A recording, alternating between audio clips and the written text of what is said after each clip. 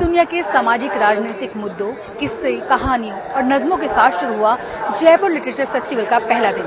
आइए आपको दिखाते हैं लिटरेचर फेस्टिवल के पहले दिन की खास झलकियां।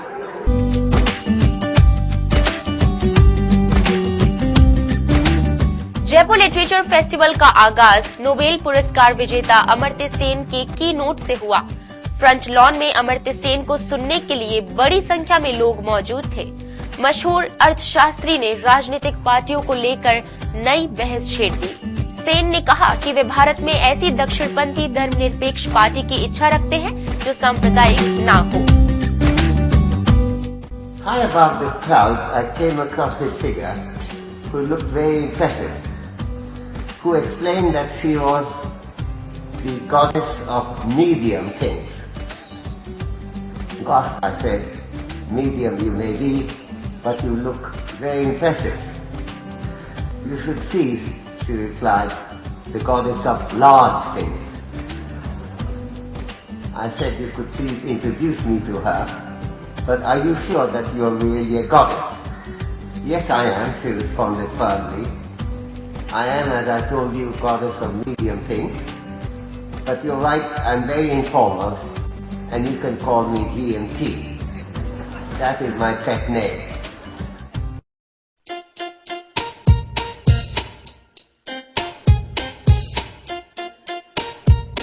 थिएटर की दुनिया के जाने माने नाम हबीब तनवीर पर भी फेस्टिवल में सेशन हुआ। मुगल टेंट में नाट्य प्रेमियों के बीच मशहूर रंगकर्मी महमूद फारूकी और पीयूष दाइया के साथ दीपांजलि श्री ने कन्वर्सेशन किया। इस मौके पर फारूकी ने कहा कि आज नई तरह की राजनीति होती है, यहाँ गुंडागर्दी होती है। राजनीति पर अपने विचार रखने के बाद फारूकी ने हबीब तनवीर की ऑटोबायोग्राफी के कुछ अंश पढ़े।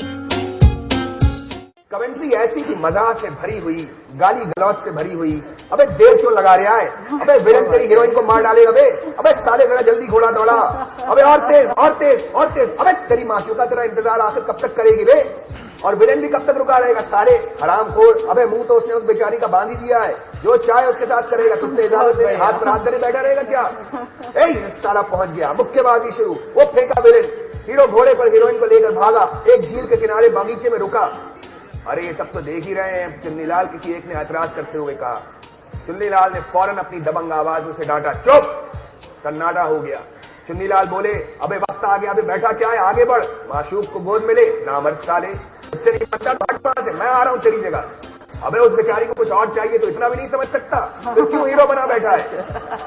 हॉल का सारा मजमा हंसी से लोटपोट, लेकिन चुन्नीलाल के चेहरे पर मुस्कुराहट नहीं। गंभीरता से काम को काम समझकर बस अपने काम में लगे हुए हैं। हॉल में फिल्म का हीरो मौजूद, न विलेन न हीरोइन की चुन्नीलाल पर मुकदमा दायर कर दे। उनके ख्याल में जो आया जैसा आया बक रहे थे, यानी वो सब जो फिल्म में दिखाया जा रहा था उस पर भी कमेंट्री। ये कहना मुश्किल है कि लोग फिल्म देखने के लिए जाते थे या चुन्नीलाल की कमेंट्री सुनते थे। एक समय ऐसा था जिसको हबीब साहब जब दर्ज कर रहे थे तब वे लोग बाग सचमुच हमारे बीच थे, जो वक्त समय में नहीं, टाइम में नहीं, in the frame of time नहीं, वो स्पेस में खेल रहे हैं, वो सोच रहे हैं। और यही चीज क्रमशः, यही रंग यात्रा, यही आयावरी, यही तलाश हम अभी देखते हैं कि कैसे हबीब साहब की काम में आगे से आगे खिलती चली गई, कैसे उनका रंग दर्शन और पूरी नाट्य शैली दरअसल उस स्पेस में ही खिलती है।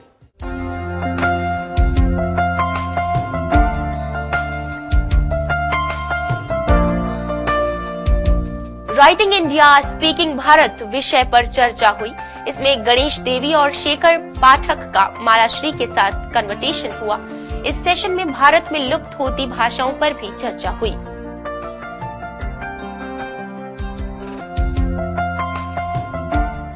जो पीएलएसआई ने एक और एलिमेंट हमको समझने के लिए दिया, वो ये दिया कि कितने लोग उस भाषा को बोलने वाले हैं, उस पर मत जाइए। अगर वो भाषा बोलने वाला अंतिम व्यक्ति हमारे लिंग्विस्टिक सर्वे के दौर के प्रारंभ में ही दिवंगत हो गई, उसके बाद हमने किसी भाषा के अंत की समाचार अभी तक नहीं सुने। हालांकि यूनेस्को कह रहा है कि इतनी बातें इंडेंजर्ड लैंग्वेजेस में हैं। तो इसमें यह है कि अगर 5 लोग भी बोलने वाले हैं तो वो भाषा है। और लिपि का जंजाल भी उसमें नहीं जोड़ा है। आपको पता होगा कि लिपियों में हम 5000 साल पहले ही आए, उससे पहले तो हम स्वतंत्र थे। Writing has come much later in the history, human history. जैसे भाषा का इतिहास, history of languages is about 70,000 years. known history. Full sentences, composite sentences, the speech transaction, community formation, 70,000 years. History of writing is just about 7,000 years. While speech will continue, we do not know if writing will continue, because writing, language is a representation of the consciousness or the world, or the engagement between the consciousness and the world. Writing is only the representation of speech. परिचर्चाओं के बीच Jaipur literature festival में book launch का सिलसिला भी शुरू हुआ। भारत की जानी मानी ब्यूटिशियन शहनाज हुसैन पर लिखी किताब शहनाज हुसैन एक खूबसूरत जिंदगी का विमोचन भी हुआ। ये किताब शहनाज हुसैन की बेटी नीलोफर ने लिखी है। बुक लॉन्च के मौके पर शहनाज हुसैन पर बनी 10 मिनट की एक फिल्म भी दिखाई गई।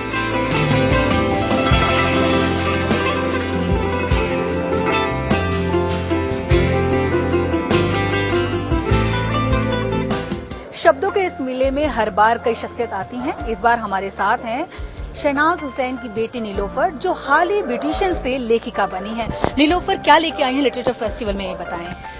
हम अपनी मदर की लाइफ पर हमने एक इंग्लिश में बुक लिखी थी, flame the inspiring life of my mother Shahnaz Husain. खुशकिस्मती से नमिता ने वो किताब जो है उनको बहुत पसंद आई और यात्रा बुक्स ने यात्रा वेस्टलैंड ने पब्लिश किया and that book was release today.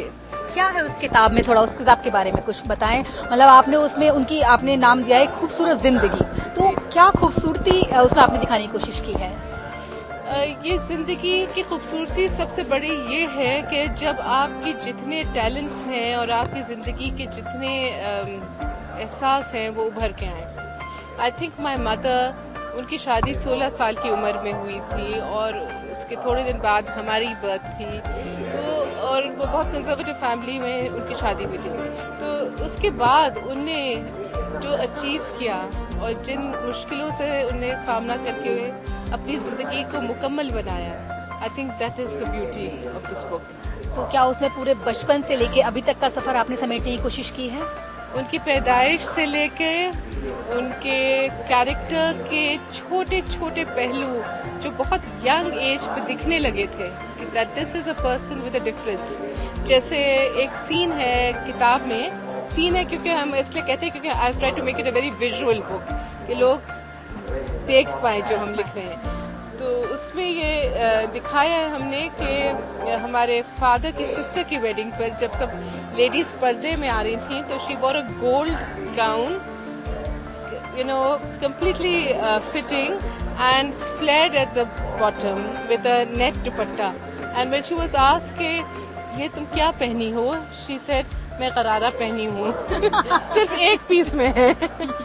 तो even at that age she was about 19 then, 19 साल से की उम्र से उनका पर्सनल स्टाइल और तरह तरह की छोटी चीज़ें हैं जो दिखाती हैं कि कैसे एक कैरेक्टर इवॉल्व कर रहा है।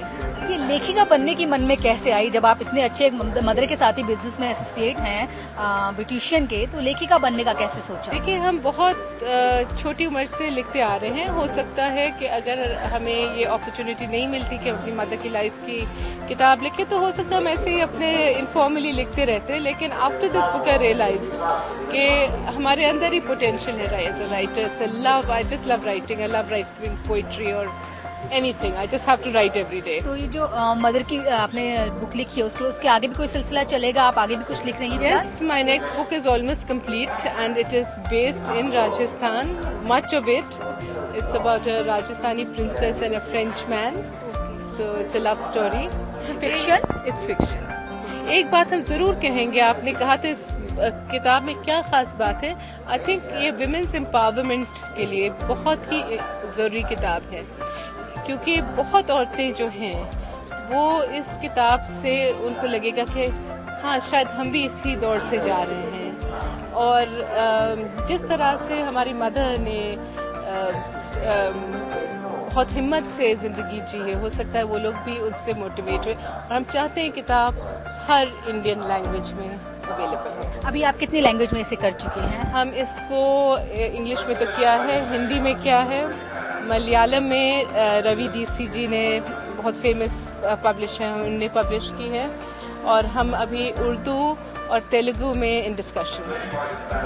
Thank you so much. विशेष देंगे कि आपकी बुक हर महिला तक पहुंचे। Thank you very much. तो ये थी नीलोफर, जिन्होंने हाल ही ब्यूटिशियन के बाद अब लेखिका बनने का सफर शुरू किया है।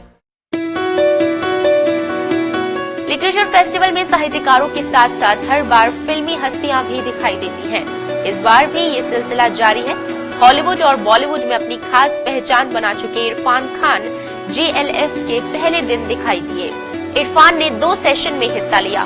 नमन उम्मीद टू अ स्टोरी टेलर में विजयदान देथा को श्रद्धांजलि दी गई। इस सेशन में CP देवल, अर्जुन देवचारण, प्रहलाद शेखावत और इरफान खान ने साहित्य जगत में विजयदान देथा के योगदान पर चर्चा की।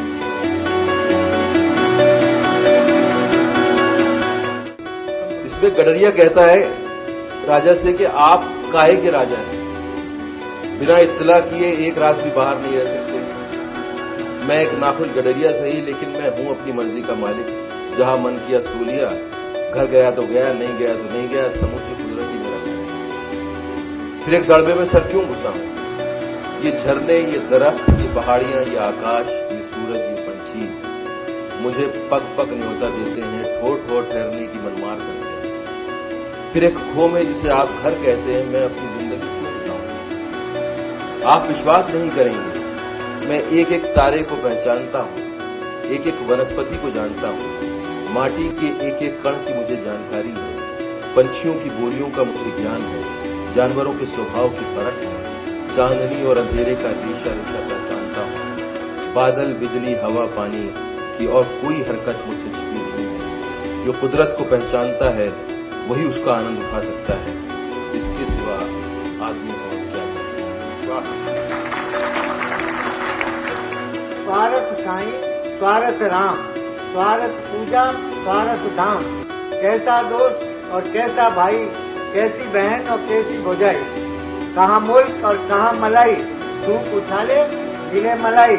कैसी माँ और कैसा बाप, सब है मतलब का संताप। धर्म कर्म की बातें झूठी, अपने दाने अपनी मुट्ठी। खट दर्शन का खोटा ज्ञान, छोटी माला छोटा ध्यान। चूना पत्थर के पठारों में बसा एक गाँव गोरुंदा में एक बच्चे ने जन्म लिया, जो जन्मते ही ये हार कूट मार कर रोया नहीं। उसने जन्मते ही कहानी कहनी शुरू की, और जब तक वो मरे उससे 3 वर्ष पहले तक वो लगातार कहानी कहने का काम करते रहे।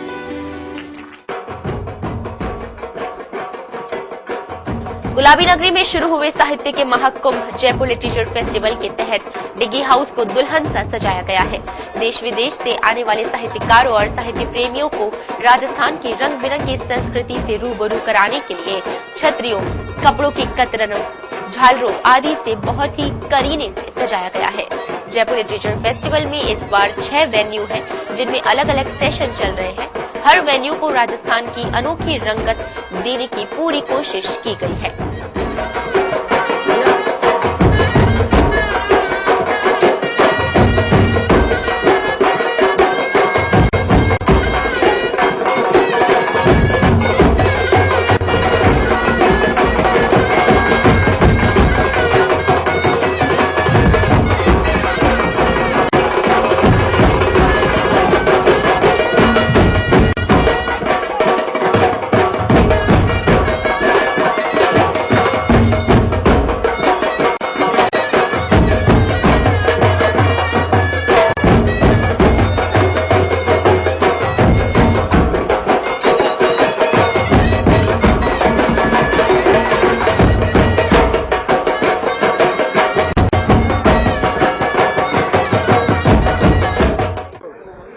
जयपुर लिटरेचर फेस्टिवल के पहले दिन की झलकियां।